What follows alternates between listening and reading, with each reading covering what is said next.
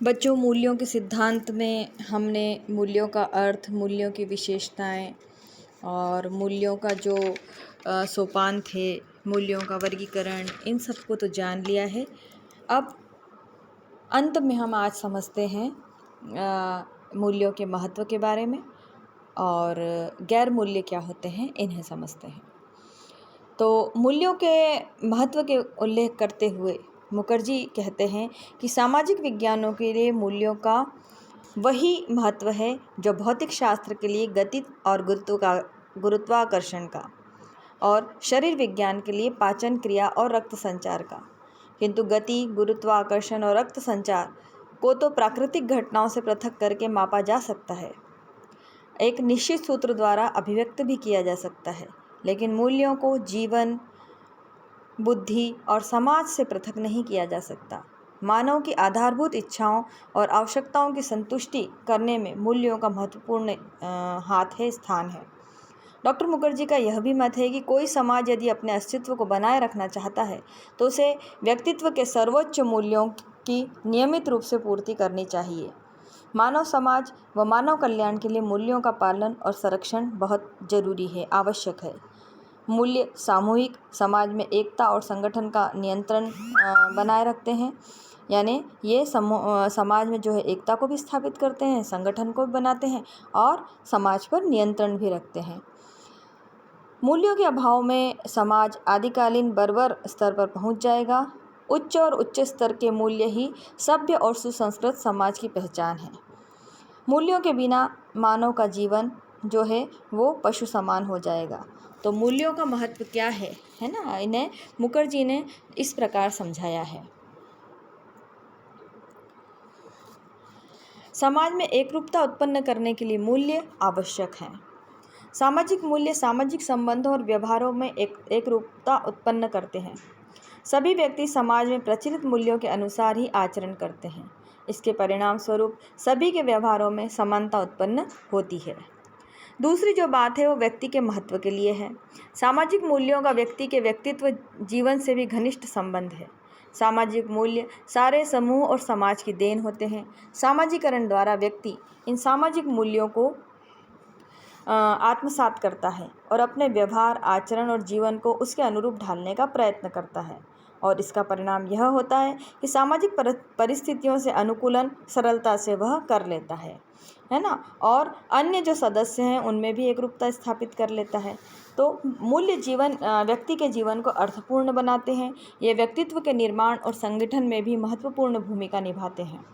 मूल्य ही व्यक्तित्व संरचना को परिभाषित और नियंत्रित भी करते हैं।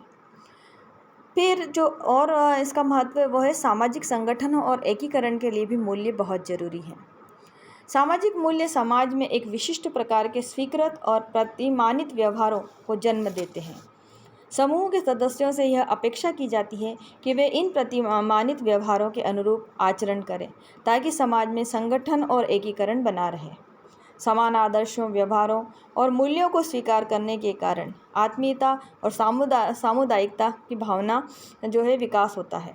समान मूल्यों में विश्वास करने वाले लोग अपने को अन्य लोगों की अपेक्षा अधिक निकट समझते हैं। वे मिलकर कार्य करते हैं और परस्पर सहयोग करते हैं। जॉनसन कहते हैं, मूल्य व्यक्ति को या सामाजिक अंतःक्रिया की प्रणाली को एकीकृत करने में सहायक होते हैं। चौथी जो विशेषता है मूल्यों की वो है सामाजिक क्षमता का मूल्यांकन करना। सामाजिक मूल्य द्वारा ही समाज में व्यक्ति यह जानने में समर्थ होते हैं कि दूसरे लोगों की दृष्टि में उनका क्या स्थान है, वे संस्तरण में कहाँ स्थित हैं। समूह एवं व्यक्तित्व की क्षमता का मूल्यांकन सामाजिक मूल्यों के आधार पर ही किया जाता है। मूल्य जो हैं वो भौतिक संस्कृति का महत्व भी बढ़ाते हैं। भौतिक संस्कृति के कुछ तत्व चाहे कुछ लोगों या समूह के लिए अधिक महत्वपूर्ण न भी हों, किंतु उनके पीछे सामाजिक मूल्य होते हैं।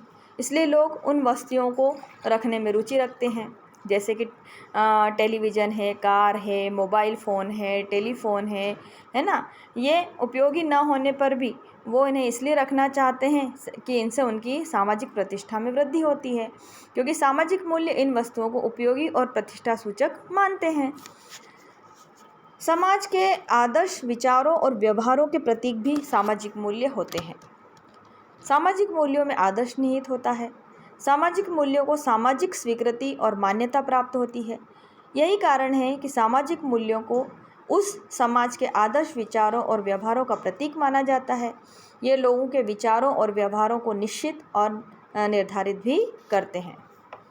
फिर है सामाजिक भूमिकाओं का निर्देशन मूल्य करते हैं। सामाजिक मूल्य यह तय करते हैं कि एक व्यक्ति विशिष्ट परिस्थिति में किस प्रकार की भूमिका निभाएगा, समाज उससे किस प्रकार का आचरण करने की अपेक्षा रखता है। सामाजिक मूल्यों के अंतर के कारण ही सामाजिक भूमिकाओं में भी अंतर पाया जाता है।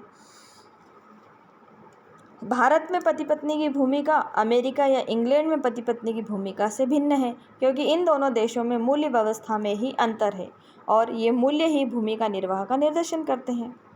फिर अभी जैसा मैंने पहले भी बताया कि मूल्य जो है वो सामाजिक नियंत्रण का एक महत्वपूर्ण साधन है।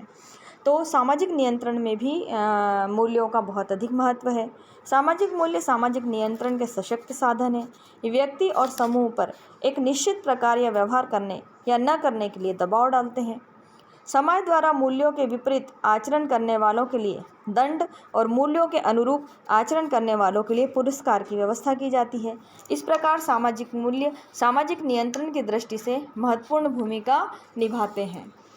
फिर जो मूल्य होते हैं वह अनुरूपता और विपथ गमन को स्पष्ट करते हैं। सामाजिक मूल्यों के आधार पर ही हम सामाजिक व्यवहार को अनुरूपता तथा विपथ गमन में बांटते हैं। जो व्यवहार सामाजिक मूल्यों के अनुकूल होते हैं उन्हें अनुरूपता एवं जो उनके विपरीत होते हैं उन्हें हम विपथ गमन कहते हैं। समाज में अनुरूपता और विपथ गमन का अध्ययन सामाजिक मूल्यों के ज्ञान के आधार पर ही किया जा सकता है।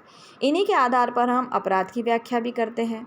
सामाजिक मूल्य सामाजिक अस्तित्व के लिए आवश्यक हैं। कोई भी समाज इसका उल्लंघन या आज्ञा नहीं देता है। ऐसा करने वाले को दोषी ठहराया जाता है और उसे मूल्यों का उल्लंघन करने पर दंड भी दिया जाता है।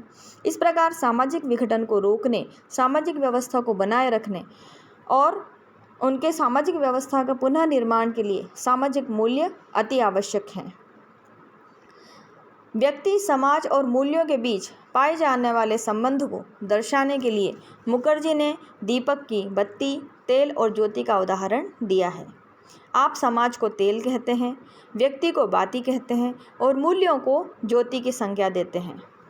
तेल यानी समाज के बिना बाती यानी व्यक्ति अधूरा है ना। समाज के बिना व्यक्ति अधूरा है तथा ज्योति यानी मूल्यों के बिना बाती और तेल दोनों निरर्थक हैं। तो मूल्य ही व्यक्ति और समाज के जीवन में ज्योति जलाता है। मुखर्जी कहते हैं, मनुष्य और समाज तैरती हुई बत्ती और तेल के बीच चलने वाले अनंत आदान प्रदान से मूल्य अनुभव की उजली स्थिर ज्योति पनपती है, जो कि हमारे नीरस और निरानंद विश्व को निरंतर प्रकाशित करती रहती है। मूल्यों के साथ साथ ये तो मूल्यों का महत्व हुआ। मूल्यों के साथ साथ जो है कुछ गैर मूल्य भी पाए जाते हैं। ये गैर मूल्य की चर्चा जो है राधा कमल मुखर्जी ने करी है। अपमूल्य या गैर मूल्य का तात्पर्य है सामाजिक मान्यताओं की उपेक्षा करना या सर्वमान्य सामाजिक मूल्यों का उल्लंघन करना, उन्हें अस्वीकार करना या उनके विरुद्ध आचरण करना। जब सामाजिक जीवन में बुराइयां उत्पन्न होती हैं तब अपमूल्यों की स्थापना या गैर मूल्यों की स्थापना होने लगती है। अपराध, शोषण, भ्रष्टाचार, हिंसा, द्वेष, विघटन ये सब अपमूल्य ही हैं, गैर मूल्य ही हैं। इस प्रकार से समाज द्वारा स्वीकृत मूल्यों को महत्व न देना ही अपमूल्य है। तो इस तरह जो है गैर मूल्यों में वृद्धि होने पर समाज में अनेक प्रकार की समस्याओं का जन्म होता है। मुखर्जी ने अपमूल्यों को सुधारने के लिए 2 उपायों का उल्लेख किया है, सुधारात्मक और रचनात्मक। सुधारात्मक उपाय के अंतर्गत विचलित व्यवहार करने वाले व्यक्तियों का सामाजिक एकीकरण किया जाता है और रचनात्मक उपायों के अंतर्गत अपराधियों और विघटित व्यक्तित्व वाले व्यक्तियों को पुनर्वास किया जाता है। इन विवेचनाओं से स्पष्ट होता है कि डॉक्टर मुखर्जी का संपूर्ण चिंतन भारत में समाजशास्त्र के उत्थान का परिचायक है।